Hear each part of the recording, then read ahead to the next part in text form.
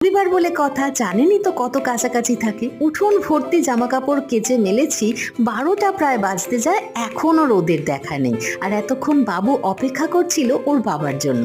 বাবা বাজার থেকে ফিরলে ওরা যাবে সেলুনে। মিস্টার বাজারহাট রেখে বাবুকে নিয়ে সেলুনে গেল। আমি তো তাড়াতাড়ি করছি রান্না কমপ্লিট করার জন্য, কারণ বাবু সেলুন থেকে ফিরলে ওকে শ্যাম্পু করিয়ে স্নান করাতে হবে। যাই হোক, রান্না হয়ে গেছে আর এদিকে ওরাও ফিরে পড়েছে।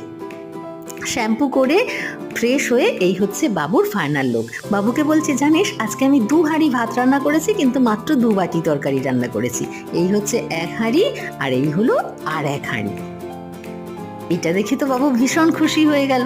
বলল, আজকে কিন্তু আমি শুধু মাংস ভাতই খাবো। দাদু ঠাম্মার সঙ্গে বসে গেছে খেতে। মিস্টার এদিকে পুজো করছে আর আমি করছি অপেক্ষা। মিস্টারের পুজো হয়ে গেলে আমরাও খেয়ে নিলাম। আর বিকাল 4টের সময় দেখি রবি এসে উঁকি মারছে।